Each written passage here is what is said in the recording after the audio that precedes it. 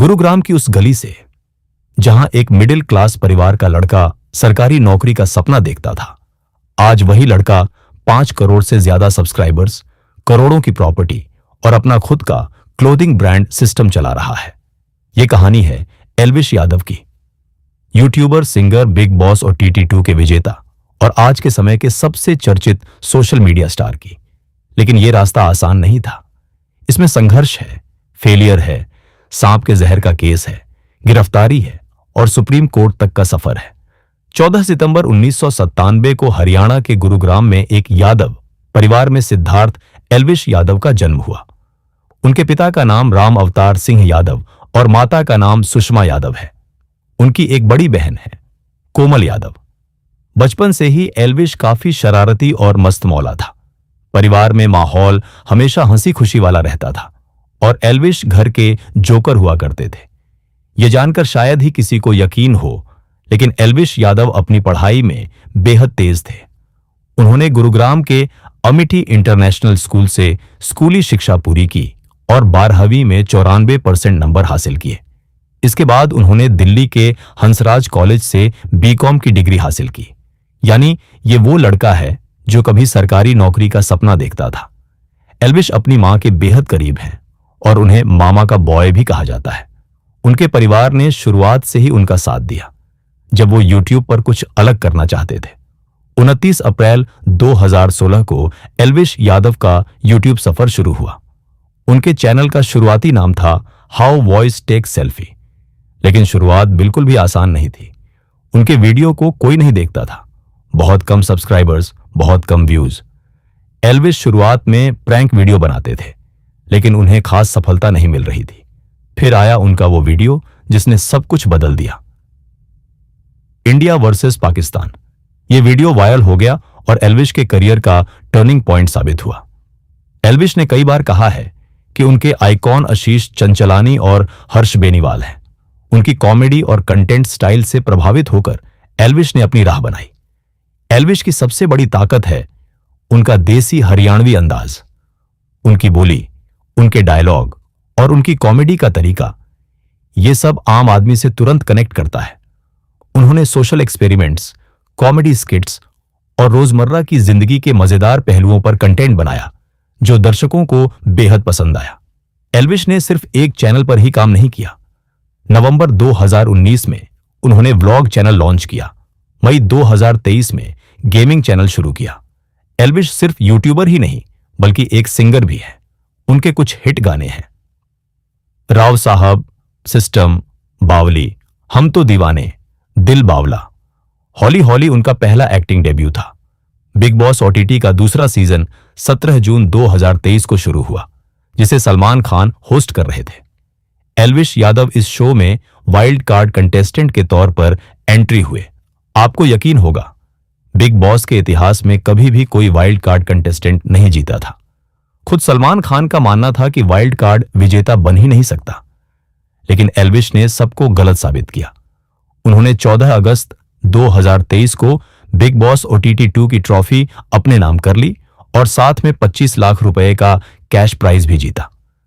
एल्विश ने 48% वोट्स हासिल कर यह मुकाबला जीता। उनके मुख्य प्रतिद्वंद्वी थे अभिषेक मल्हान, जिन्हें फुकरा इंसान के नाम से भी जाना जाता है। फिनाले में एल्विश, अभिषेक मल्हान, मनीषा रानी, पूजा भट्ट और बेबिका धुर्वे टॉप 5 में थे।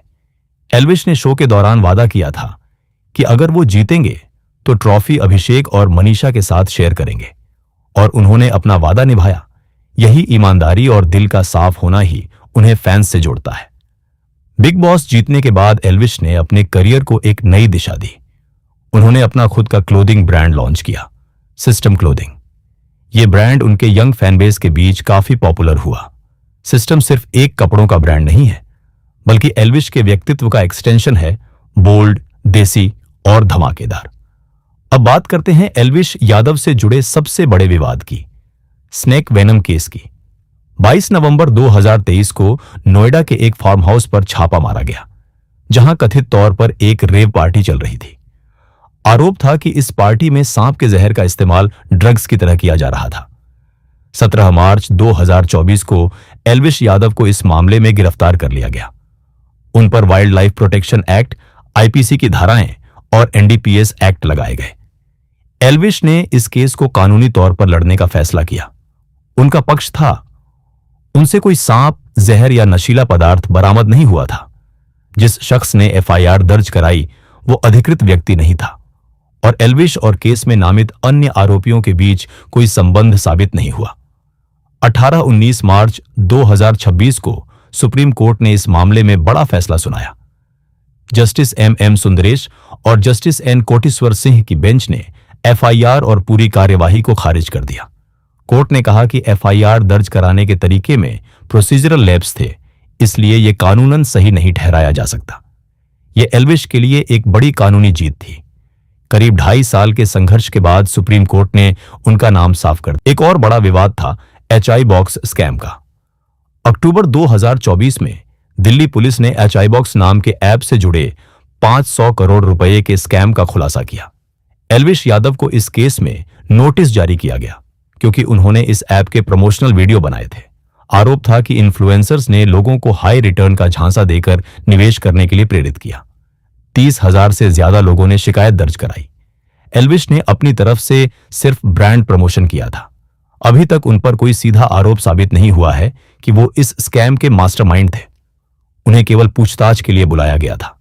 इसके अलावा बिग बॉस OTT 2 के दौरान एल्विश पर कथित तौर पर फाइनलिस्ट चूम दारंग के खिलाफ रेसिस्ट टिप्पणी करने का आरोप भी लगा था।